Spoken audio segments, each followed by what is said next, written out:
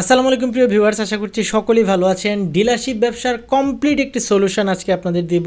যারা ডিলারশিপ ব্যবসা করতে চাচ্ছেন বা ডিলারশিপ ব্যবসা করার প্ল্যান আছে, তারা অবশ্যই একটু কষ্ট করে পুরো ভিডিওটি দেখবেন আর অবশ্যই আমার চ্যানেলটি সাবস্ক্রাইব করে রাখবেন, কারণ আজকের ভিডিওতে ডিলারশিপ ব্যবসা নিয়ে আর কোনো কনফিউশনই আপনার থাকবেন না। বর্তমান সময়ে সবচেয়ে লাভজনক একটি ব্যবসার মধ্যে ডিলারশিপ ব্যবসা হচ্ছে একটি। তবে একটি কথা মনে রাখবেন, এই ব্যবসায় যেমন লাভ রয়েছে তেমনি কিন্তু আপনি ব্যবসাটি করে পথের ফকিরও হতে পারেন। এই ব্যবসাটা হচ্ছে এরকম একটি ব্যবসা, কারণ বর্তমানে এত ডিলারশিপ কোম্পানি হয়েছে যে আপনি কোনটা রেখে কোনটা ব্যবসা করবেন সব কিছু নিয়ে আজকে কথা বলবো।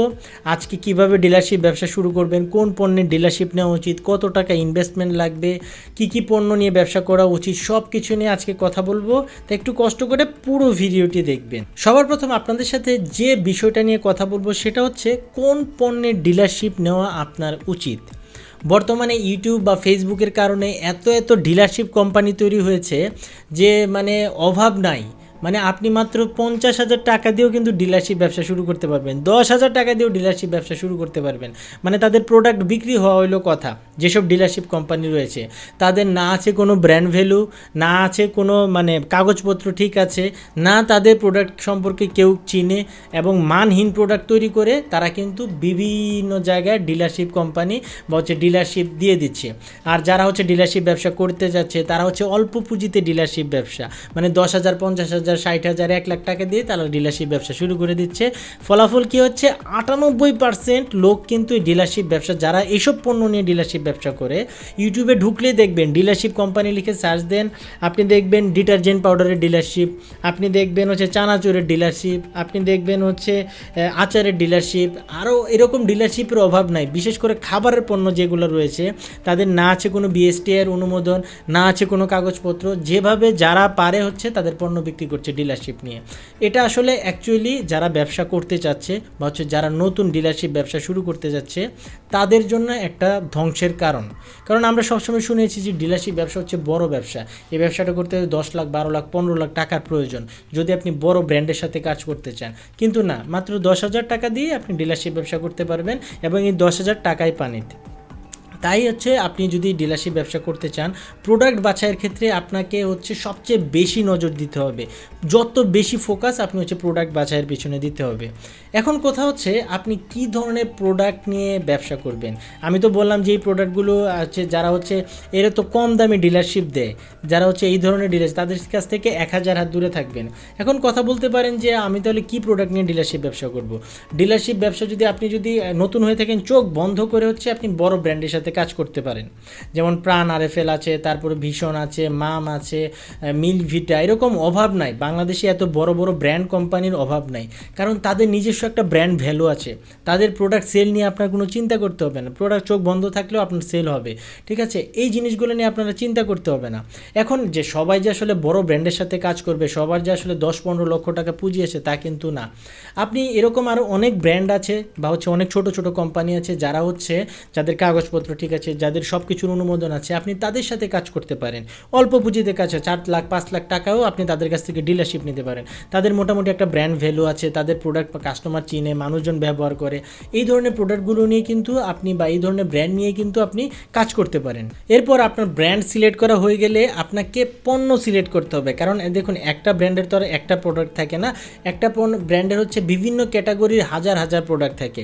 আপনাকে চুজ করতে হবে আপনি এই ব্র্যান্ডের কোন ক্যাটাগরির প্রোডাক্টগুলো নিয়ে কাজ করবেন। যেমন যে প্রোডাক্টগুলো সবচেয়ে বেশি চলে, যেমন ইলেকট্রিক আইটেম, তারপর বিভিন্ন ধরনের খাবারের আইটেম, কৃষি আইটেম, কৃষি মেশিনারি আইটেম, বা কৃষি যে বীজ আছে এইগুলা, তারপর স্টিলের আইটেম, বিভিন্ন ধরনের কুকারিজ আইটেম, কসমেটিক্স পণ্য, বিভিন্ন ধরনের মশলা আইটেম। এই জিনিসগুলো কিন্তু অনেকে ছোটোখাটো অনেক ব্র্যান্ড রয়েছে বা মিডিয়াম সাইজের অনেক ব্র্যান্ড রয়েছে যারা তাদের ডিস্ট্রিবিউটর সারা বাংলাদেশে কিন্তু নিয়োগ দিয়ে থাকে। আপনি তাদের সাথে কথা বলতে পারেন, 4 লাখ 5 লাখ টাকা ইনভেস্টমেন্টে কিন্তু আপনি তাদের সাথে এই ডিস্ট্রিবিউটরের ব্যবসাটা শুরু করতে পারেন। আর আপনার যদি বাজেট বেশি থাকে তাহলে আপনি বিভিন্ন ধরনের রড, সিমেন্ট, রং, তারপর বালি, এরকম আরও অনেক বড় বড় ডিস্ট্রিবিউটর আছে বা বড় বড় প্রোডাক্ট আছে, ব্র্যান্ড আছে, তাদের সাথে কথা বলে কিন্তু আপনি কাজ করতে পারেন। পণ্য বাছাই করা হয়ে গেলে এরপর আপনার কাজ হচ্ছে আপনি আপনার কোম্পানির নামে একটা ট্রেড লাইসেন্স করে ফেলবেন, অথবা প্রয়োজনীয় যে কাগজপত্রগুলো রয়েছে সেই সব কিছু কাগজপত্র আপনি তৈরি করে একদম ক্লিয়ার থাকবেন। তারপর হচ্ছে আপনার এই ডিস্ট্রিবিউটর ব্যবসার ক্ষেত্রে হচ্ছে আপনার কোনো দোকান না হলেও চলবে, দোকান থাকা যে বাধ্যতামূলক তা কিন্তু না, আপনি ছোট ঘর বা গোডাউনে রেখেও কিন্তু আপনি ডিস্ট্রিবিউটর ব্যবসাটা শুরু করতে পারেন। তবে সেটা নির্ভর করছে আপনি কি প্রোডাক্ট নিয়ে ব্যবসা করছেন। এরপর আপনার প্রয়োজন হবে 5 থেকে 6 জন লোকের, যারা হচ্ছে বিভিন্ন মার্কেটে গিয়ে আপনার পণ্যের মার্কেটিং করবে বা বিভিন্ন দোকানে গিয়ে আপনার জন্য অর্ডার কেটে নিয়ে আসবে। কারণ অর্ডারে যদি না থাকে আপনি প্রোডাক্ট এনে কী করবেন, আপনি এত টাকা ইনভেস্ট করে কী করবেন। আপনাকে বিভিন্ন ধরনের লোক নিয়োগ দিতে হবে যারা হচ্ছে এই ধরনের কাজগুলোতে বা ফিল্ড লেভেলে কাজ করে। অনেক জায়গায় দেখবেন দোকানে দোকানে গিয়ে বিভিন্ন ধরনের অর্ডার কেটে নিয়ে আসে কোম্পানির নামে। আপনি এরকম লোক কিছু খুঁজে বের করতে হবে এবং তাদেরকে মোটামুটি একটা স্যালারি আপনাকে দিতে হবে। স্যালারি দিয়ে তাদেরকে কিন্তু বিভিন্ন জায়গায় মার্কেট ভাগ করে দিবেন বা এরিয়া ভাগ করে দিবেন এবং তাদেরকে টার্গেট দিয়ে দিবেন। সেই টার্গেট যাতে তারা ফিল আপ করে আপনাকে অর্ডার কেটে এসে নিয়ে দেয়।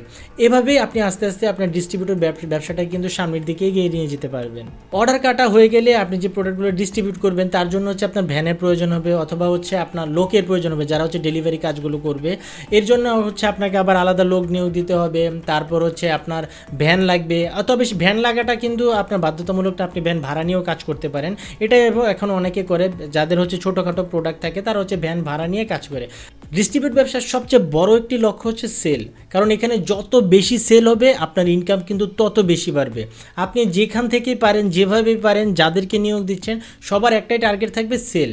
আরেকটা বিষয় হচ্ছে ডিস্ট্রিবিউট ব্যবসা শুরু করতে কত টাকা লাগতে পারে। আমি আগেই বলেছি, যদি কোনো বড় ব্র্যান্ডের সাথে কাজ করতে চান 10-12 লক্ষ 15 লক্ষ টাকা নিয়ে আপনি কিন্তু নামতে পারেন, কারণ এক এক কোম্পানির হচ্ছে এক এক ধরনের পলিসি থাকে।